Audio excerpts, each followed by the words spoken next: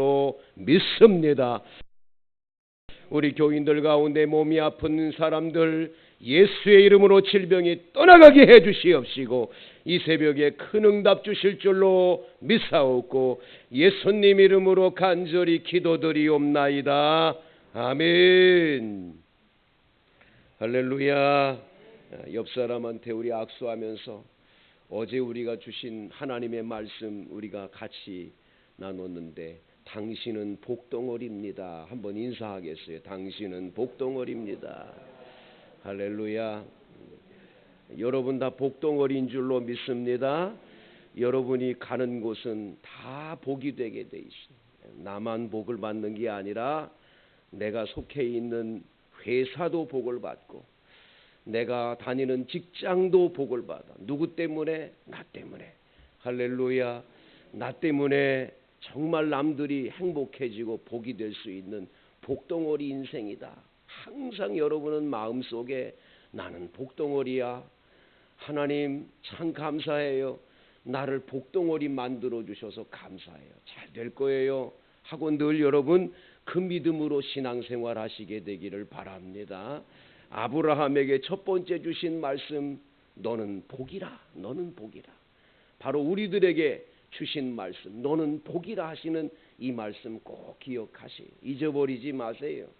두 번째 오늘 주신 오늘 성경 말씀에 보면 이 땅을 너와 내 자손에게 영원히 주겠다고 약속을 하시는데요.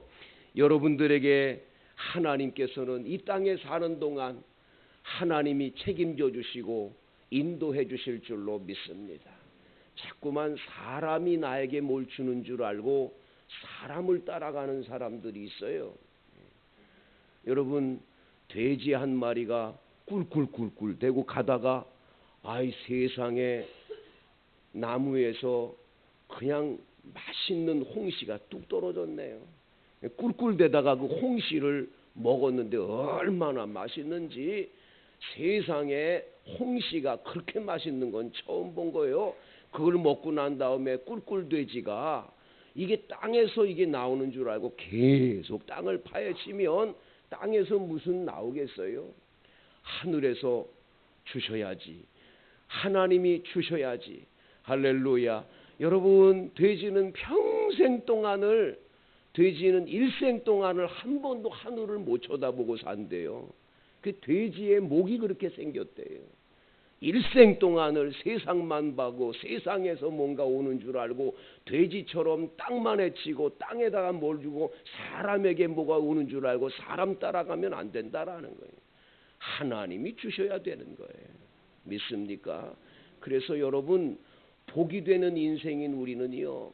실수를 해도 하나님은 그걸 실수를 바꾸어서 복되게 하세요. 이게 창세기 12장에 나오는 말씀인데요. 아브라함이 흉년이 들어가지고 살 길이 없으니까 애굽으로 이민을 떠났네요. 애굽이라는 이집트 나라로 이민을 떠났는데 딱 도착하자마자 굉장히 걱정스러운 게 한 가지 생겼어요.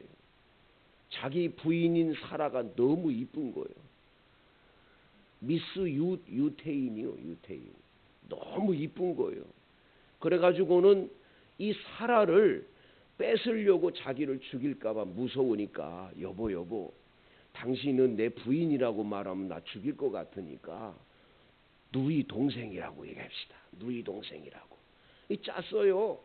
근데 애굽에 딱 도착하자마자 사람들이 와 미인 중에 미인이 도착했다고 어떻게 이쁜 사람이 왔는지 모른다고 이구동성으로 얘기를 하는데 이 말이 누구에게 들렸냐? 바로 임금 왕에게 들린 거예요. 왕은 누구나 다 차지할 수 있으니까. 부인이 수백 명이 돼도 되니까. 왕이 있다가 그 강 건너온 히브리 여자가 그렇게 아름답다는데 그 사람하고 나하고 결혼하면 안 되겠냐고 또 신하들에게 물어봤더니 괜찮다라는 거예요. 이래가지고 그 아침에 하루아침에 아브라함의 부인 사라를 빼앗겨 버려요. 사라는 아기도 낳지 않았으니까 완전 처녀처럼 몸도 예쁘고 그랬나 봐요. 이래가지고 부인을 뺏겨 버렸네요. 부인하고 왕하고 결혼식을 했어요. 결혼식하고 첫날 밤을 치르려고 그러는데 갑자기 하나님이 나타나셔가지고 내 이놈 남의 여자를 건드려? 가만히 있어? 누가 와서 그랬다고요? 하나님이 오셔가지고 절대로 건드리지 못하도록 막으시는 거예요. 가만히 안 두겠다고. 내가 너희 집을 다 벌주겠다고 하나님이 위협하시고 막 말씀하니까 바로가 깜짝 놀래가지고 아니 내가 무슨 죄를 졌습니까? 나는 히브리 여자 처녀니까 결혼했지 내가 뭘 잘못했냐고. 알고 봤더니 아브라함이 잘못한 거예요. 거짓말한 거예요.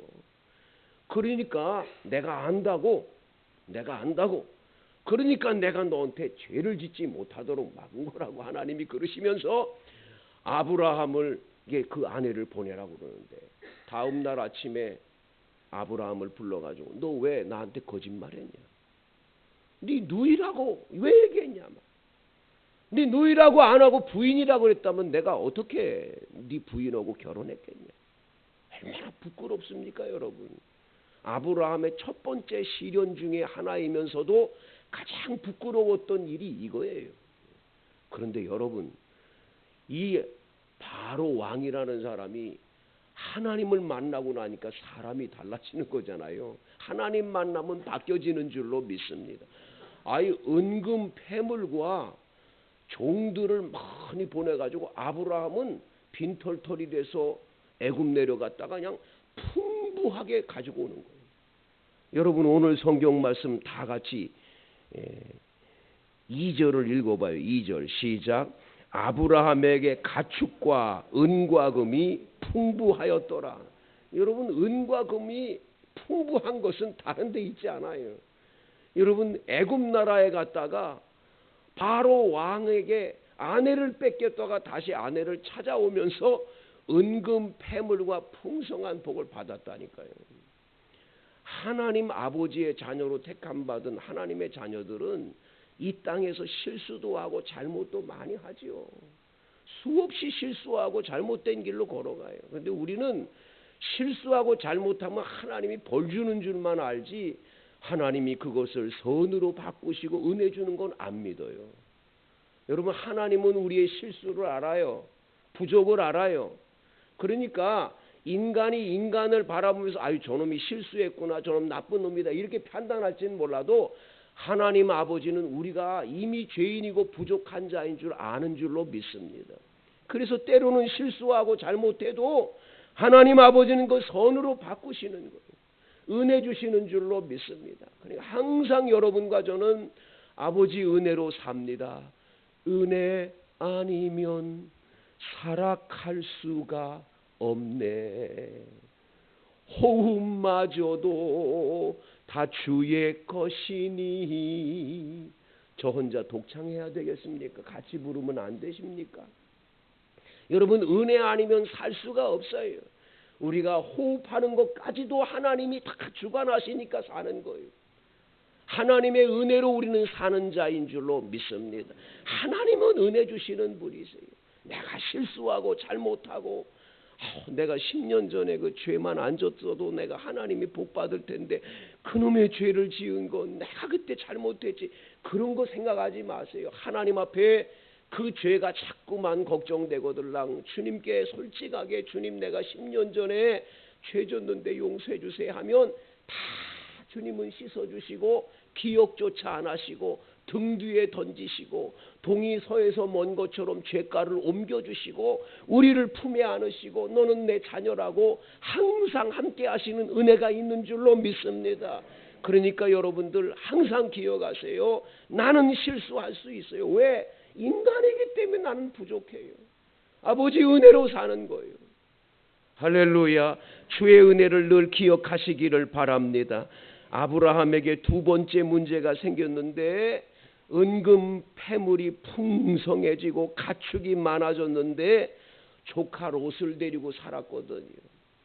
이 조카 롯은 아버지 나홀이 세상을 일찍 떠나가지고 이 조카 롯을 아브라함이 거둔 거예요. 작은 아버지인데 조카를 거둔 거예요. 조카를 데려다가 같이 살았는데 아이 세상에 조카 롯에게 가축을 주고 은금도 나눠주고 이러니까 이 조카 롯이 말이죠. 점점 풍성해집니다. 아브라함의 가축들도 풍성해지고 롯의 가축들도 풍성해지는데 문제는 이 세상에 지금 있는 이 자리에 별로 풀이 많지가 않으니까 먼저 가서 우리 양을 먹이겠다고 아브라함의 목자들하고 롯의 목자들끼리 싸우는 거예요. 계속 싸우는 거예요. 얼마나 싸우는지 이 싸움 다툼이 아주 컸어요. 7절 다 같이 읽어봐요. 시작. 그러므로 아브라함의 가축의 목자와 롯의 가축의 목자가 서로 다투고 또 가나안 사람과 브리스 사람도 그 땅에 거주하였더라. 그러니까 가나안 사람도 있고 브리스 사람들도 다 가축을 키우는데 먹을 물과 풀이 풍성하지 않으니까 먼저 먹이겠다고 그러고 계속 싸우는 거예요. 아브라함의 목자들하고 조카 롯의 목자들하고 싸우는 것은 곧 둘이 싸우는 것과 똑같은 거죠. 기가 막힌 일이 벌어지는 거예요. 우리 같으면 불러다가 야 임마 애비 없는 자식 데려다가 내가 키워놨더니 네가 나한테 그럴 수 있어? 시키기. 우리 목자들이 밥 먹이면 너 나중에 와서 먹어야지. 미웠대 막 이럴 거예요. 근데 아브라함은 안 하는 거예요. 그렇게 안 하는 거예요. 아브라함이 어떤 걸 잘했냐? 8절 다 같이 읽어봐요. 시작. 아브라함이 롯에게 이르되 우리는 한 친족이라 나나 너나 내 목자나 내 목자나 서로 다투게 하지 말자. 너하고 나는 한 친족이다. 너 따로 나 따로 아니지 않냐. 같은 친족인데 네 목자나 내 목자나 같은 한 식구인데 우리가 왜 이래냐. 안타까우니까 얘기하는 거죠. 그리고는 아브라함이 얘기를 해요. 네 앞에 온 땅이 있지 아니야. 나를 떠나가라. 네가 좌하면 나는 우할게. 네가 우하면 나는 좌할게. 우리 서로들 여기 머물러서 싸우지 말고 네가 좋은 땅을 택해서 가거라. 그 양보를 하는 거예요. 양보하는 마음을 갖는 거예요. 먼저 선택하라고. 선택의 기회를 롯에게 주는 거예요. 내가 먼저 하겠다. 야, 너하고 난 못 살아. 내가 좋은 데 택할 테니까 네가 알아서 해. 이렇게 하는 게 아니라 네가 먼저 택하라고. 양보를 하는 거예요. 양보. 그러면 롯이라는 사람이 좀 양심이 있고 삼촌에 대한 존경심이 있고 그 은혜 입은 것에 대한 생각이라면 무슨 말씀이세요? 삼촌이 먼저 택하시. 그래야지. 아주 네 가지가 없어가지고요. 네 가지가 없는 이 사람은 가가지고 쫙 바라보더니 나는 저쪽에 요단 들이 있는데 그 소돔과 고모라 땅이 있는 그 땅이 너무 좋은 나 그쪽으로 갈게요. 그리고 가는 거예요. 여러분 네 가지가 없다는 게 뭐예요? 그 네 가지 없다는 건 딴 데 있는 게 아니에요. 우리나라 사람들이요 원하는 게 뭐냐면 인의예지거든요. 인의예지. 어질인자, 어진 마음 가져야 된다. 옳은 길을 걸어가야 된다. 예절이 있어야 된다. 지혜가 있어야 된다. 그래가지고 우리나라 서울에 여러분 동대문 무슨 숭례문 저쪽에 있는 북대문 서대문 다 이렇게 네 가지의 문을 만들었었어요. 한양을 만들어 놓고. 그리고 그냥 만든 게 아니라 동대문은 여러분 흥인지문이라고 그래요. 지문. 흥인지문이라고 그래요. 숭례문, 남대문은 숭예, 예자. 그리고 여러분 다른 북쪽에 있는 문과 저쪽에 있는 그 남쪽에 있는 문, 모든 문들을 다 같이 인의예지로 만든 거예요. 홍지문이라고도 하고 저쪽에 있는 문들을 다 만드는데 그 대문 안에 사는 사람들은 인의예지가 다 있다. 그런데 이 인의예지가 없는 사람이 거기 살면 뭐가 없는 사람이요? 네 가지가 없는 거예요. 그 네 가지를 네 가지 그러다가 네 가지 없는 놈 그러다가 나중에 뭘로 바뀌었어요? 이 사가지 없는 놈, 그러다가 사가지가 더 세져가지고 이 싸가지 없는 놈이 되는 거예요. 그게 없다라는 거예요. 제가 왜 그 얘기를 하냐? 여러분, 사람이라는 것은요, 내게 받은 은혜가 있으면 좀 생각을 해야 되는 거예요. 근데 안 하는 거예요. 얼마나 나쁜지 몰라요. 자기만 아는 거예요. 이기적인 거예요. 나만 알고 내가만. 이러니까 이 조카 롯의 삶은 나중에 가서 아주 소돔과 고모라성에 불쌍해져요. 그 많던 재산 다 잊어버리고 부인은 되돌아봐가지고 소금 기둥대고 나중에는 동굴 속에 가서 짐승처럼 살면서 딸하고 관계를 맺어가지고 그 자손들이 모압과 암몬 자손이 돼서 불쌍한 자손이 되는 거예요. 하나님이 그 모압과 암몬은 얼마나 미워하는지 몰라요. 불쌍해지는 거예요. 성도 여러분, 우리의 눈에 보기에 좋고 지금 당장 내게 유익되니까 남들은 생각 안 하고 나만 생각하고 나쁜 이기적인 생각 가져요. 결과는 아버지 하나님께서 은혜 주시고 복 주시지 않아요. 인위적으로 인간적으로 자꾸 살려고 하고 노력하고 애쓴다 잘 되는 게 아니에요. 우리는 하나님 아버지가 복 주셔서 사는 사람인 줄로 믿습니다. 그래서 우린 복덩어리인 거지 사람에 의해서. 그래서 여러분 너무 꾀를 부리고 자꾸만 인생을 삶을 사람의 눈으로 보고 살지 마세요.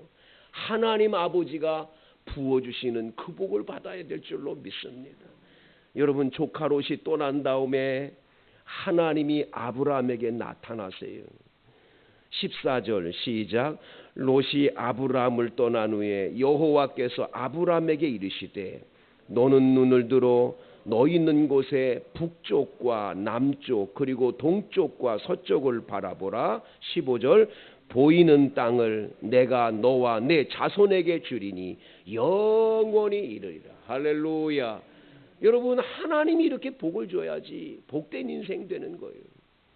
이번에 집회에 꼭 두 번째 날 기억하세요. 하나님이 내게 복 주시면 이 땅을 너와 내 자손에게 주리란 엄청난 축복을 누릴 수 있다. 믿으시게 되기를 바랍니다. 하나님이 여러분을 향해서 필요한 것들을 꼭 주실 거예요. 기억하세요. 하나님이 주시는 거예요. 그리고 우리가 그걸 다 사용하다가 마지막에 죽고 나면 그거 다 남기고 가는 거예요. 그러기에 하나님 주신 걸 가지고 어떻게 살아야 되냐 늘 생각하고 사세요. 하나님이 복 주셔야 삽니다. 하나님이 건강 주셔야 건강하게 살 수 있습니다. 하나님이 우리 자녀들을 키워줘야 됩니다. 하나님이 복을 주셔야 나는 살 수 있습니다. 이 고백이 여러분 고백되기를 원합니다. 절대로 인간의 노력과 생각으로 남을 누리고 그러지 마세요. 그래서 예수님이 우리에게 모범을 보여주신 게 뭐냐? 예수님은 절대로 항상 성경에 보면 무슨 일을 하든지 아버지를 생각하시는 거예요. 하나님 아버지가 나를 보내신 뜻이 이거다. 하나님 아버지 내 기도를 들어주심을 감사합니다. 그러면서 하나님 아버지로부터 오는 은혜를 늘 기억하는 거예요. 여러분과 제가 예수님 닮아 하나님 주시는 그 풍성하고 넘치는 복을 받는 복 있는 인생, 복덩어리 인생들 되시기를 주의 이름으로 축원드리겠습니다. 우리 다 같이 주여 삼창하고 통성으로 기도하는데요. 여러분 꼭 기억하세요. 여기 기도 제목이 앞에 있는데 여러분 아직 내지 못하신 분들 기도 제목 꼭 내셔서 함께 기도할 때 하나님의 응답이 있을 줄로 믿습니다. 주여 삼창하고 기도하고 돌아갑니다. 주여 주여 주여.